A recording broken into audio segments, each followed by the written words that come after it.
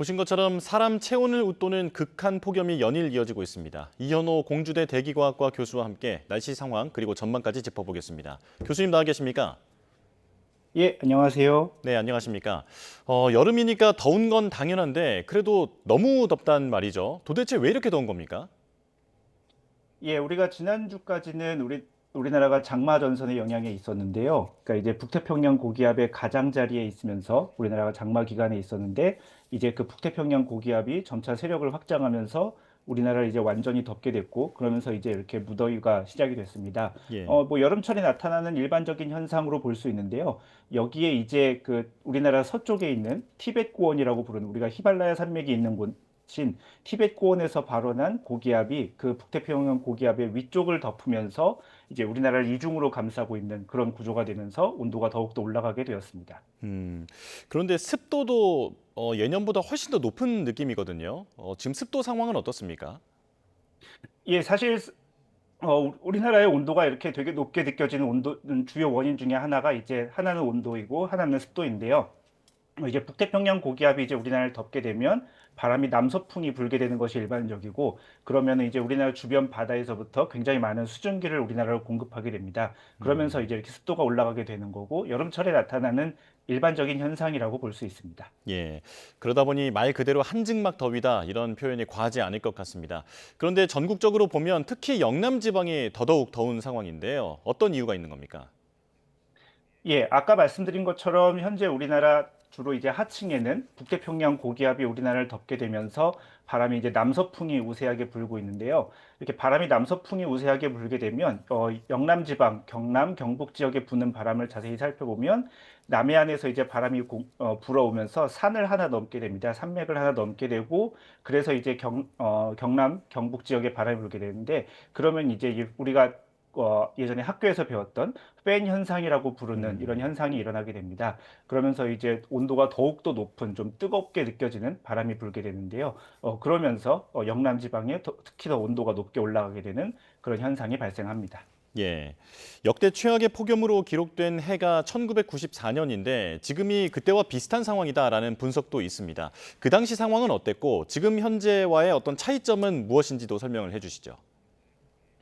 예, 아까 말씀드린 것처럼 여름철 북태평양 고기압의 확장은 사실 좀 흔히 있는 일입니다. 그런데 이제 우리나라가 특별히 더 덥다라고 느껴지는 때에는 티벳 고기압이 우리나라까지 확장하는 시기인데요. 특히 심한 폭염으로 기록되었던 말씀해 주신 것처럼 1994년 그리고 최근에는 2016년 그리고 2018년 이렇게 굉장히 더웠던 기록적으로 더웠던 해를 살펴보면 거의 예외 없이 북태평양 고기압과 티벳 고기압이 우리나라를 이중으로 덮고 있는 그런 현상이 일어납니다. 음. 고기압이 우리나라를 덮게 되면 기본적으로는 하강 기류가 생기게 되는데요. 이 하강 기류가 생기게 되면 공기가 우선 뜨거워지고 그리고 거기에 더해서 구름이 없어지는 구름의 양이 줄어드는 이런 일이 발생합니다. 그래서 햇볕이 더 많이 들어오게 되고 그래서 이런 두 가지 효과가 더해지면서 기온이 올라가게 되는데요. 북태평양 고기압은 일반적으로 우리나라 대륙권이라고 부르는 지면부터 한 10km 정도 내외의 높이까지 영향을 주는데 티벳 고기압은 그 위에 그러니까 대륙권 상층부터 성층권 일부 지역까지 덮는 그런 높은 지역에서 덮는 것이 티벳 고기압의 특징인데 음. 그러니까 이런 고기압에 의한 하강 기류가 더 높은 고도에서부터 이제 쭉 일어나게 되는 거죠. 그러면서 더 강하게 우리가 더위를 느끼게 될 수 있게 됩니다. 이런 음. 말씀드리는 현상이 아까 말씀드린 것처럼 1994년 그리고 최근에 2016년, 2018년 그리고 작년 여름에도 이러한 유사한 현상이 발생한 바 있었습니다. 예. 더위를 심화시키는 갖가지 요인이 지금 다 겹쳐 있다 이렇게 이해를 하면 될 것 같은데요. 그런가 하면 지금 어업도 문제라고 합니다. 바닷물의 온도가 너무 올라서 지금 이제 양식장이 폐사를 할 그런 우려도 있다고 하는데요. 해수 온도 상황은 어떻습니까?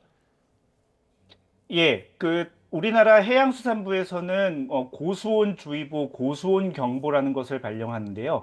해수면 온도 28도를 기준으로 해서 28도에 도달할 것 같으면 이제 고수온 주의보, 그리고 그것이 3일 이상 유지될 것 같으면 고수온 경보를 발령하는데요.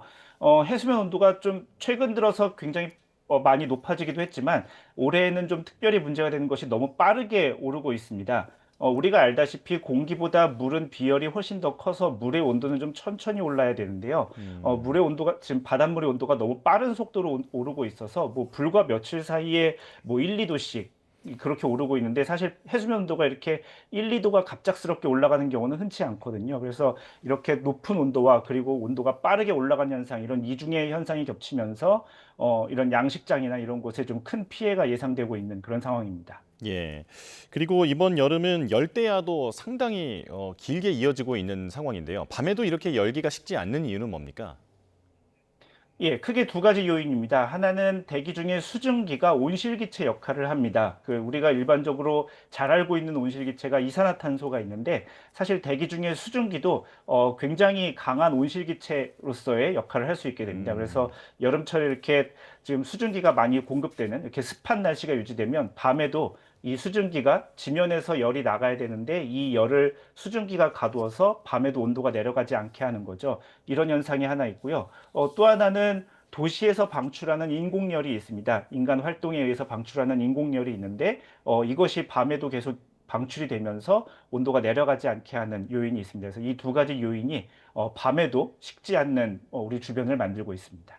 예. 이렇게 건강을 위협할 정도로 날씨가 덥다 보니까 폭염 중대 경보도 이어지고 있는 상황인데 이게 지금 올해 처음에 신설된 최상위 경고 단계잖아요. 어떨 때 내려지는지도 궁금하고요. 그리고 이게 시민들에게 어떤 경고 효과가 있다고 보시는지도 궁금합니다. 예, 원래 우리나라 기상청에서 발령하는 기상특보는 두 단계로 이루어져 있습니다. 주의보 그리고 경보인데요. 말씀해 주신 것처럼 올해 처음으로 폭염 중대경보라는 용어가 새로 생겨났는데요. 체감온도 38도 그리고 아니면은 최고 온도 39도 이상이 나타날 것으로 예상이 되면 발령이 되는 폭염 중대경보입니다.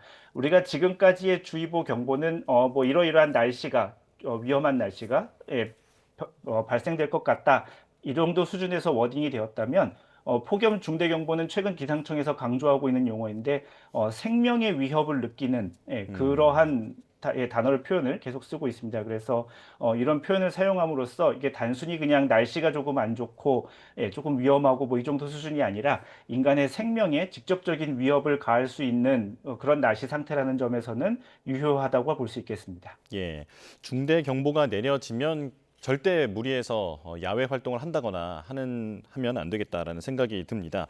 자, 태풍 영향도 알아보겠습니다. 괌 동쪽 먼 해상에서 13호 태풍 돌핀이 발생했다고 하는데 일단 우리나라로 향할지 어떻게 전망하십니까? 예, 현재 말씀해주신 제13호 태풍 돌핀의 맨 처음 시작은 거의 그 날짜 변경선에 가까운 우리나라에서 굉장히 먼 동쪽에서 발생한 태풍입니다. 그래서 현재 우리나라 기상청 그리고 미국 JTWC 그리고 일본 기상청 모두 태풍 예보는 한 5일 정도 하고 있는데요. 그러니까 8월 한 2일, 3일 요 정도까지만 하더라도 아직 우리나라에서는 굉장히 먼 지역에 머무르고 있습니다. 그래서 현재 이것이 우리나라에 어느 정도로 영향을 줄지는 아직 미지수인데요. 보통 이렇게 굉장히 먼 태평양에서 발달하는 태풍은 우리나라에 오기 전에 이제 진행 방향을 틀어서 동진하는 경우가 일반적이긴 한데요. 아직 확실하지 않습니다. 예. 일부 우리가 확인할 수 있는 수치 모델 결과에 따르면은 어떤 모델은 일본 본토에 상륙하는 것으로 예측하는 모델도 있고요. 또 어떤 모델은 계속 서쪽으로 진행을 해서 우리나라 남해안을 지나가는 것처럼 예측하는 모델도 있습니다. 하지만 말씀드린 것처럼 5일 이후에 태풍 진로는 아주 예측도가 높지 않아서 공식적으로 활용할 수는 없는 그러한 자료입니다. 그런데 말씀해 주신 것처럼 태풍이 우리나라를 어느 방향으로 지나가더라도 그 수증기를 더 공급해서 갑자기 또 비가 더 많이 온다거나 날씨가 더 더워지거나 그럴 가능성은 없겠습니까? 예, 말씀해 주신 것처럼 태풍이 우리나라를 직접적으로 상륙하지 않더라도요. 만약에 일본 쪽에서 이제 동진하게 되면은 우리나라 울릉도, 독도 그리고 지형적인 영향으로 영동 지역에는 굉장히 많은 비가 내리게 됩니다. 그리고 이 태풍이 만약에 우리나라를 지나쳐서 우리나라 서쪽에서 이렇게 편향을 하더라도 태풍 예보를 보면 태풍이 소멸했습니다라고 우리가 말을 할 수 있지만 태풍 그 자체가 갑자기 있다가 없어지는 건 아니고요. 그 자체로 굉장히 많은 수증기를 가지고 있는 그런 저기압의 형태는 계속 유지가 되기 때문에 태풍으로서의 어떤 정의에 따라서 태풍이 소멸될 수는 있어도 우리나라의 진로에 따라서 우리나라의 많은 비는 내릴 수 있게 됩니다. 예, 공식적으로 장마는 끝난 것으로 알려졌는데 그렇다면 이런 식으로 수증기가 갑자기 공급된다든지 하면 게릴라성 폭우 같은 것은 충분히 올 수 있는 상황인가요? 예, 그렇습니다. 공식적으로 장마는 종료됐고 이제 장마 전선은 우리나라 위쪽으로 올라가서 당분간 우리나라에 영향을 주지 않게 되겠는데요. 그렇다 하더라도 우리나라가 이게 굉장히 뜨거워지고 그리고 수증기 공급이 원활하게 이루어지다 보면 언제 어느 순간에서 사실 갑작스럽게 이런 소나기가 내릴지 사실 예측이 좀 어렵습니다.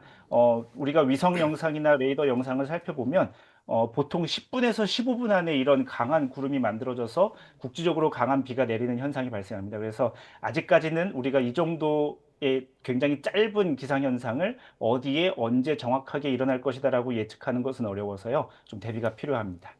예. 이번에 폭염은 우리나라뿐만 아니라 일본도 그렇고요. 유럽도 그렇고 정말 펄펄 끓고 있습니다. 이례적 더위가 찾아왔는데 원인은 어떻게 분석하고 계십니까? 예, 사실 이 뉴스를 보시는 많은 시청자분들께서는 뭐 한편으로는 올해가 너무 덥다라고 느껴지는 분들도 있고 한편으로는 이상하게 매해 여름마다 이런 뉴스가 반복된다고 음, 느끼시는 분들도 있을 텐데요. 예. 사실 예, 해마다 올해가 가장 덥다라는 표현이 좀 자주 등장하곤 합니다. 그런데 저희가 좀 기록을 살펴보면 최근 10년이 산업혁명 이후에 가장 더운 10년입니다. 그러니까 순위를 매겨보면 그렇게 되어서 사실 뉴스에서 그런 표현을 이야기하는 것이 당연한 그런 시기가 음, 되었는데요. 말씀해 주신 이제 서유럽에도 폭염이 굉장히 오래 심했는데 2022년에도 우리가 자료를 살펴보면 영국 지역 그러니까 굉장히 우리나라보다 더 북쪽에 있고 해양성 기후의 영향을 받고 있는 곳에도 온도가 40도가 넘어갔다는 기록이 있고요. 예, 뭐 북미 지역 폭염도 사실 해마다 기록을 경신하고 있는 상황입니다. 그래서 지구촌 특히 북반구 이 지역의 더위가 좀 이렇게 해마다 갱신되는 그러한 특징을 보이고 있습니다. 예. 실제로 매년 더워지고 있는 게 사실이다라는 말씀이시군요. 자, 그럼 마지막으로 지금 장마 이후에 이렇게 폭염이 찾아왔는데 이 더위 언제까지 이어질까요? 예, 사실 우리가 인류가 이렇게 날씨를 아직 정확하게 예측할 수 있는 기간은 길어야 열흘 내외입니다. 그래서 아직 뭐 올해 8월이 어떨 것이냐, 9월이 어떨 것이냐를 마치 뭐 8월 25일은 온도가 몇 도일 것이냐 이렇게 예측하는 것은 아직 어려운데요. 날씨를 예측하는 좀 다른 방식으로 다른 우리가 수치 모델을 이용해서 한 달 정도쯤의 평균 날씨를 보면 적어도 8월하고 9월은 평년보다 높을 확률이 가장 높은 것으로 음, 보이고 있습니다. 그러니까 우리가 확실하게 말할 수는 없지만 적어도 한 9월까지는 평년보다 높은 수준의 온도가 좀 유지될 확률이 가장 높다고 이야기할 수 있습니다. 예. 이러다 정말로 가을이 없어지는 게 아닌가 이런 걱정까지 하게 됩니다. 여기까지 말씀 듣겠습니다. 이현호 공주대 대기과학과 교수와 함께했습니다. 고맙습니다. 예, 감사합니다.